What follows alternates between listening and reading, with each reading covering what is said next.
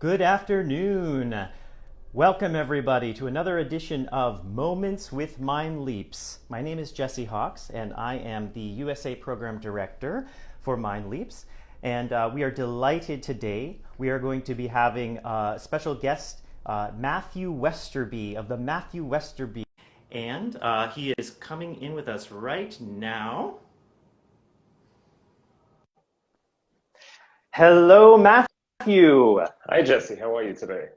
I'm well, thank you. Welcome to Moments with MindLeaps. Thank you so much for joining us today. Thank you for having me. I'm very happy to have this conversation. Yes, and it's kind of a special day for you and your company because it's kind of opening night, I think. So we are so honored that you're spending this time with us.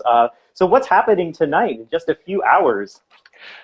So there is a theater in Chelsea, which I always think is one of New York's best kept secrets. It's a small 99-seat theater called the Hudson Guild Theatre. It's within a social service organization called the Hudson Guild. And we have partnered with their theater company for about the past 10 years. And today is our opening night for a show called Jumbo, which is based on the music of Rodgers and Hart, and it is a dance, circus, and live music show. So there are many moving parts. Wow, fabulous. Wonderful. First of all, I have my little red felt here in honor of the red carpet for tonight. So this is our little red carpet conversation, if you will. So can you tell me a little bit, first of all, what are you wearing? No, I'm joking, for the event tonight. But basically, I was curious about how does this particular project at Hudson Guild function with your philosophy behind community building through the arts and your company's commitment and mission to community building? Yeah, I think over the many years that I've been my dance career, it's I've got lots of different roles that I play, but I've had a lot of experiences where I've seen the power of the arts in building community and bringing people together, creating inclusion in the arts, and exposing people to what that feels like in meaningful ways. So the Hudson Guild is the perfect example of how that's achieved. And I think the first time I created a show for them, I was kind of like, wait, does this work? Is this how we do this? And I think over the years, and I've experienced it, and I feel like now community building is really at the forefront of the kind of work that I create and I like to create, and I think is important that we do allow anyone who wants to participate be able to have that experience. Yeah, I mean, I think my sense is that it's not just going to be professional dancers representing the interests of the community, but there are actual community members involved in this presentation and in the performance. Yes, and I try to start out any project with obviously with a plan, but with an open mind that whoever is in a dance piece, a project, a show, everyone is gonna have their imprint in how that work is created and what it comes out looking like, and that's through conversation, through working together. So the work literally is shaped by everyone who is involved, and I think that's how I like to work as a choreographer. I'm interested to see what other people's takes are on my direction, my ideas, my movement. But I also think it's important. It's, we're all going to be more invested in something if we have a hand in the creative process. Yes, I totally agree with that. I'm curious if you've always been focused on the arts and community building in this way, or how did you become interested in that? And what is a little bit of your background? Where are you from originally, and how did you get involved in the arts? Long story short, I've been dancing since I was 3 years old, and I went the traditional route of competition dance, tap, jazz, the whole thing. And I knew I wanted to be a dancer when I was a kid. I didn't really understand what that meant exactly, like what the life of a dancer looks like. I went to school at the Laban Centre, which is in London, which is I'm originally from the UK.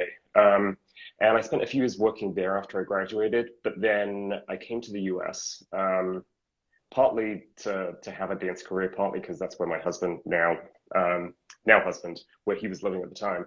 Hmm. And I kind of arrived like, I'm going to be a dancer. This is what I'm going to do. And as a dancer, I had a lot of experiences with different choreographers, dance companies that really took community and outreach very seriously. And I'd always kind of seen it as like, oh, that's an add-on. We do that because, because it's something we can say that we do. But working with people who really values that community building, it was such a life lesson as a performing artist to know that there are really meaningful ways to connect to the communities around us, and that we should, that this should be a part of our process.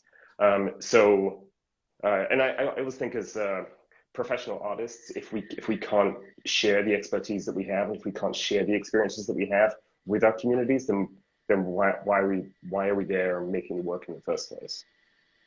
Yeah, definitely. Are there any moments like in your life or teachers who like had a really like clear impact on your perspective in that regard? Um, any mentors or moments? Yeah, I think it's less teacher, but well, no, I guess they were teaching me. I was just learning from experience. Um, the producer at Hudson Guild is one of those people, Hmm. Mr. Jim Furlong. He has some wonderful ideas, and he challenges me every time to make brand new work, whether that's something to opera or musical theater or telling. We did the Sleeping Beauty. So it's always something different. It kind of pushes me as a choreographer. But just watching the way he connects with the community, how he brings people in, and how he then sends the professional arts out into the world to let other people experience those. I also worked with a lady called Vita Muir in Connecticut for many years, and she created a program that was it was all of the arts. It was poetry, dance, music, visual art, and took that into public schools to work with children. And so this is the very beginning of my company, and just seeing the way she created this whole project that really led the kids from the beginning inspiration to being on stage and realizing how great the arts can be, but also how it can contribute to the education of children, and how you can. She had this whole system of measuring, like, well, this is their academics before, this is how this ended. Are they going to be dancers, musicians? Maybe, but not the point. The point is that they learned from each other, they learned from us, and we all kind of had this great experience that the performing arts was a vehicle for. Yes, definitely. I think we've heard a lot of that, like in our last moments with MindLeaps last weekend with Amber Lucero Dwyer. She was talking about how the arts are so important to the personal growth and understanding and education, and you never know exactly how it's going to be useful or in what particular way, but you know that it's a powerful tool. So that's wonderful that you were exposed to these mentors and experiences. Now, you mentioned education. I mean, I have this illustrious biography for you here. You do so much. You're working on many different projects, and we're going to come back to some of those other projects that you're working on. But you're also a teaching artist. I think currently with DreamYard, is that correct? But you've Yes. also been a teaching artist with Dancewave and Covenant Ballet Theatre. So I'm curious, what is it like being a teaching artist in New York City? Where do you do this, and what is it like working with the DreamYard organization? How does that work? So I think of myself as a teaching artist and a dance educator because I do work in settings Hmm. that are like I teach at a university in Connecticut as well. And I love the variety. I love going from, kindergarten all the way to undergrad and then, teaching seniors. Like I love that mixture that keeps it very fresh for me every day. But I've been teaching for the DreamYard Project. They are a Bronx-based arts, social justice-based organization. And I've been there for, I believe it's 9 years. And they have a big pool of teaching artists teaching all of the different art forms. And we go out into the public schools and we work not just for like, here's a one-day special. We are really there for the full school year. So we get to know these children. We create work with them. They get performance opportunities. And it's kind of it's a hard pursuit because it is, it's like class after class after class, but you see what the kids don't see in their school day. And then all of a sudden you're bringing them an art form that is, it's a special experience. And I think for them, they're like, wait, you're a dancer? And I think it kind of breaks that down for them where they're like, wait, this isn't like a mystical thing. Dancers are out there in another world. It's like, oh no, here's a professional dancer in our classroom explaining his art form, inspiring us to create based on the art form.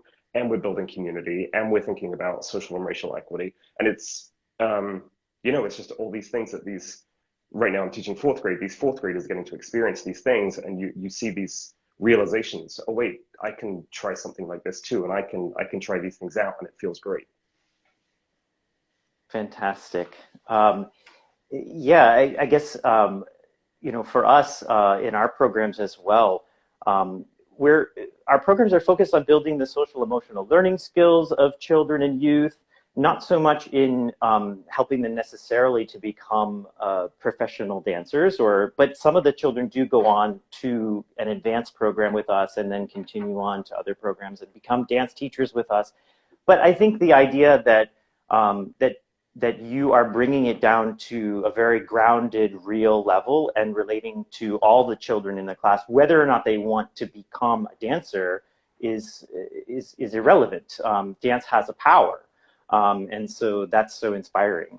I always think of such a cliche term, life skills, but think about the life skills that MindLeaps, the DreamYard Project, what are these children learning about? And I always think about they have to collaborate with one another to create anything, whether that's dance, a song, a painting.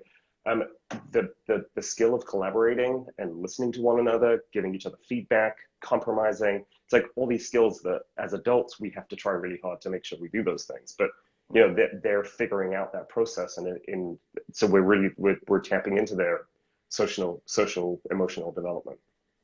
One of the things that people are curious about now and remarking about, especially teachers, is just that coming back into the classroom after having gone through the pandemic. We're still in the pandemic in many ways, but schools are reopened, right? I'm curious to know what have been the challenges or opportunities that have come from kids coming back from that remote learning situation. Although I know in New York City, not all children were remote for years and years, but for a significant portion of time. And have you noticed any challenges related to that in terms of, I know on our side, we think that teamwork is a skill that we need to focus on a lot in our work right now because people haven't been around each other that much. Yeah, for the 2020-2021 school year, I taught almost entirely on remotely. Teaching dance remotely is I never realized what a challenge I was going to be facing.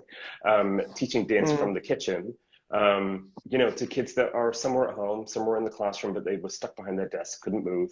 And I think it kind of, we all tried our best. But it was never going to be the same. But then the difference when we came back to school this past fall to start teaching, it was like, oh my gosh, like our lives have just changed. And I was like, I love my job all over again. That's so good to hear. Interact with each other, interact with me. It's like we've rediscovered, what it means to be connected physically to someone. And then just recently where, schools relaxed the mask mandate. Again, it was just like, I can see the bottom half of everyone's faces and I see, facial expressions again. And these kids couldn't stop smiling because it was like, we're allowed to now, and so it's been a rough, bumpy ride, but it feels like we're getting there. And this is the part where it feels like we're really making a difference. Fabulous. I'm so happy to hear that. Well, so one of the projects that I wanted to ask you about is the Harlem Project that the Matthew Westerby Company has been doing during the summers, and partly because I think it brings together children from different parts of the city, Harlem, the Bronx. So could you tell us a little bit more about that project? And congratulations on having it funded again for this summer and getting it up and running this summer. Thank you. I used to live in Harlem up until about a year and a half ago. And Marcus Garvey Park, for anyone who's familiar with Harlem, it's right in the middle of the neighborhood, and we lived about 2 blocks away. And there were all these kids around. I was like, I would love a way to like connect to who's here and who's in the neighborhood. And if you walk through the park, there's this big amphitheater, this huge stage, outdoor seating. And I was like, wow, if we could just do something here, this would be just so cool. And to get, kids or the neighborhood somehow involved. I was like, what do I have to bring to, to the neighborhood? And being very conscious of the fact that, I'm a white man. I may well be part of the wave of gentrification that was coming uptown. So trying to be sensitive about the ways that we set it up. There was the Children's Aid Society is across the street from where we used to live. And I was thinking, it's like, this place is full of students every day. And in the summer, they had this great summer camp. And it was like, all right, we need to put something together where we connect with them and we get to share our professional art with the neighborhood and put it on this great stage in the middle of Harlem. That was back in 2016. We did it for the first time. And that year really presented many challenges of performing outdoors, bringing something together with so many different people, so many groups of kids. And so I've learned a lot from the process of doing this every year. And so that was 2016. So it's expanded and gotten bigger and bigger. So we have the groups of performers that we have now. We have the group from Children's Aid in Harlem. We have a group from SCAN, which is an acronym for something, but it's a social service organization in the Bronx. Group of kids from there. We have a group of kids from Covenant Ballet in Brooklyn, and a group from Goddard Riverside on the Upper West Side. And so we work separately with these groups, and then we bring them together. They dance alongside our dancers, and we also have a group of apprentice dancers who are like high school, college age. And we create this 45-minute dance piece that is then free for everyone to come watch. We have like a visual art making station. We have a DJ. It's a really big undertaking, but it also feels like a big celebration of all of the arts. But it feels like a celebration of these young people and giving them those spaces to flourish and connect with one another. When they get on stage, their family is sitting there watching. It's just like, yes, this is so good for them. And the experience they have. And I think in the beginning, sometimes they're like, I don't get it. Like, what is this about? And then they get to the end, they're like, now I get it. Now I understand what you kept talking about. And it's that magical realization. It's like, oh, we all pulled together and we all did this, right? Not just that guy, but like us as a collective, we all pulled this off. Right. And I am kind of curious about bringing the kids and youth from different parts of the city, different backgrounds. Are there challenges related to doing that? What are your techniques? How do you start off? Like the first day, like what happens? And again, we do a lot of like community building activities, like trying to get to know each other, have a conversation, like, where are you from? What do you like? Really take the time. Yeah. I mean, because I feel like if you don't, I feel like the process can feel a little hollow. Yeah. And then it's like, well, then what? If the process isn't valuable, then what's the point? Yeah. And I think, of course, I'm a choreographer. Product is also important. What we put on stage is important, but how we get there, I think, is as important, if not more. Yeah, absolutely. But certainly challenges. Sure, of course, but no, understanding that there are always going to be those challenges for all human beings to interact with each other. We all bring so much to each, we bring our baggage, so to speak, but we also bring all of our skills and these opportunities with us. For us, when we work in Brooklyn right now, we're working at Children of Promise. We're doing a pilot project of our dance program. We began by going and just working with the particular group of children that we were going to teach dance to, but starting with tutoring. And they had tutoring classes going on in December, so we went to just get to know them. And so at the end, they were like, "Oh, you guys are dancers, and you're going to teach us dance." But we had become, close to them in a sense. So that was, a really great idea that Children of Promise actually gave to us. They were like, come on in next week and start tutoring. So you have to kind That's of great. take those angles, I think. Yeah. Yeah. Yes, I agree. We have a few minutes left here. I want to just let everybody know that if you have any questions for Matthew Westerby, please feel free to write them into the chat. We're going to keep on talking here. I guess I'm curious to know, Matthew, well, actually, this is my question. We all hear that you have an accent. You're from, is it Britain? Yes. So how has that impacted your work in New York City? I mean, we are a global city, for sure. Does it affect your work at all that you are not originally from the United States? I think it does. I'm just not quite sure of the concrete ways that it does. I think for me personally, I think I try to think of my voice as a choreographer as an LGBT immigrant. And I think it's part of the immigrant experience of making a home for yourself, literally and artistically. And I always think that that pathway that got me here was, it sounds cliche again, but it's like my American dream. That's what I wanted, and that's how I set it up. And that striving to contribute and striving to give back. And I think a lot of what interests me about working in community spaces is about that, make a contribution. I'm not just here for myself. I'm here to spread that, spread that joy of getting to know one another through the arts. Yeah. Oh, fantastic. So let's see. I was going to ask if any of the children are curious about Britain or overseas when you are working with them. Yeah, they always they're like, your accent's weird, and after 17 years, my accent kind of, it goes all over. It's like sometimes it sounds English, sometimes it's kind of here nor there, and they always try and guess where I'm from, and it's like, are you from Australia? Are you from South Africa? I'm like, no, I'm from the UK. They're like, oh, where's that? They know they know something is different. They just can't always quite figure out what it is. But it's always a fun, where's your family from? I'm from somewhere else too. And for a lot of them, they're like, oh, we're all, not all, but a lot of us are immigrants, and that ties us together somehow, even if my immigrant experience is completely different to theirs. Yeah, definitely. That's an interesting point. New York City is, and the United States, the whole world is so full of immigrants at this point, refugees as well, resettled. So it really takes time to get to know the person across the table from you, and also the context. MindLeaps, we work overseas in different countries. We have a lot of artists from the United States that go overseas.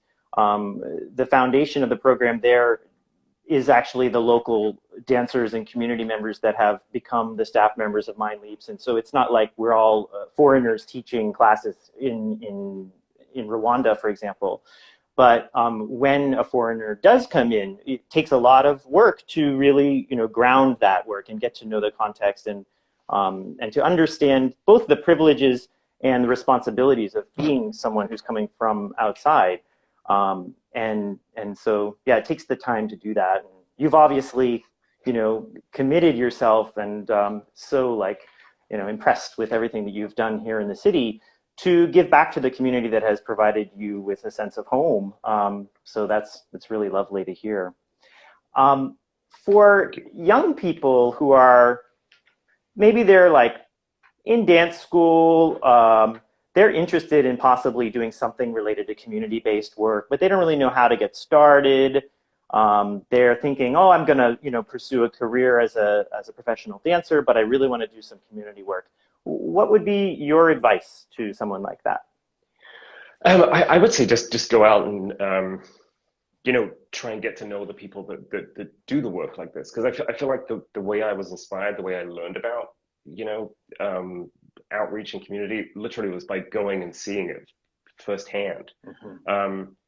And either when I was a dancer, a teaching artist, or, experiencing it through somebody else's work, it's like you learn by seeing it. And I feel like that's how to get involved.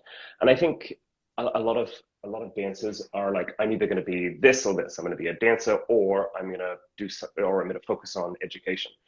I Hmm. always think, why not have one feed the other? Um, Hmm. because, and also, I don't know, as a dancer, I was always waiting tables. It's like, this is, yeah, awful. And then you start teaching, and it's like, actually, this is my income, but it's also inspiring, and I'm using that skill set that I know I have, and I'm putting it to good use, and I'm helping other people learn as well. So yeah, I think just going and doing it, I feel like is the best way just to kind of start the process. Hmm. Yeah, definitely. Yeah, as somebody who was a theater artist who wanted to get involved in socially responsible theater and community-based theater, yeah, I think, really interning with a company, just trying to get your feet wet, listening a lot, and also, not being afraid to make some observations and talk to the people who are like running the show. Like, put yourself forward because, you might make a mistake along the way or something, but really like try things out and see what you like. Right, Um, right. and speaking of which, you mentioned going to see stuff. So there is something going on tonight, as we know, just down the street here. So we'll be Matthew's company will be at the Hudson Guild Theatre this evening. So I think given that you have this big event tonight, I think we'll close it there. And I just want to thank you again so much. If you have any Thanks. other words that you would like to share before you leave, feel free. Yes, I want Um, to say one more thing about a project that we have coming up later this year. mm, It's actually an ongoing project because we performed it twice last year as a work in progress. It's something called the Piers Project, and it is mm, inspired by the West Side Piers in the 1970s and 80s. The piers were literally kind of crumbling and falling into the river, and they mm, became there was a big gay scene that sprung up on different piers.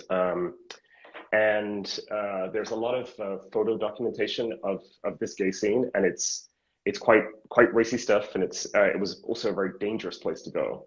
And I was also super intrigued by these photos and the stories of the people that would have been there. So we made a piece for 5 men that we did on Pier 64 in Hudson River Park last fall. mm. And so we are expanding that to a cast of 6 men. And we are premiering it this September at some venues that I can't say where they are yet, but they're very exciting. All up and down the west side of Manhattan. And yeah, we're very excited to share this. Wonderful. A friend of mine was actually on Moments with MindLeaps a few weeks back. He works for Hudson River Park and is working on the kind of community compost outreach center there. Um, that whole area has been really quite developed over time. Does your project, I mean, in good ways, right? And also, I don't know, maybe in ways that are not like so great for the community that you're documenting through your project, how does the project address those kinds of tensions? It's interesting. I watched the death and life of Marsha P. Johnson a few months ago, um, and just seeing when encampments and people were being moved out of this neighborhood in the mid '80s because the city was starting to address these crumbling piers, and it was like these people have got to move. And Mm, it's an interesting. It's like you want spaces to be beautified and to be landscaped, and but you always think about, but what happens to those people who were here? This was a community they built, and they felt represented them. And I think especially uh, the gay community, it's like it was right after Stonewall. It was like, yes, Stonewall had happened, mm, but it still wasn't safe to be out and gay wherever you wanted mhm, to be the way we're used to now. And I think about how this became their home, and then that home just got kind of like pushed to the side, like, okay, this can't exist anymore. And I always think about a lot of the time when parts of the city kind of change and get more expensive, and then these people end up somewhere different. It's like they get misplaced by a process that's supposed to make the city a better place. So I think there's always another side to to when these things happen. Yeah, yeah, definitely. I think it goes back to this idea of like really assessing all of the situation, taking the time to consider the actions that are being taken. No doubt there were discriminatory actions as well in that, like just like bulldoze it, get rid of it, like we don't want that here. But you're right, like people are making a home, and you have to respect that and find out how. I think there's a tension now in New York City about the homeless community in the city, people affected by homeless, and shall they be able to be on the subways and things like that. So, you know, it's an ongoing discussion, and I think that that project sounds amazing. I can't wait to see it. Thank you. And it just kind of shows like the breadth of Matthew's work in the city. I mean, you work outside of the city as well, but you're touching on a lot of different communities in the city. So you have a very special perspective. And so I just want to laud you for doing that work. And thank you. Yes, and thank you so much for joining us today. I see someone saying, Stephen Paul Watchell asking us what our website is, or is it what is Matthew's website? So Matthew, why don't you tell us what your website is? Yes, it's www.matthewwesterbycompany.org. And we are a nonprofit organization. I don't think we even mentioned that. So yeah, that is our website. Great. And ours is mindleaps.org. So thank you again, Matthew, and I will see you tonight. Yes. If there's a red carpet, maybe we'll do an interview together. Another one. Sounds good. Thank you so much. Okay, bye. Thanks everybody for joining. Thank you. Bye. Bye.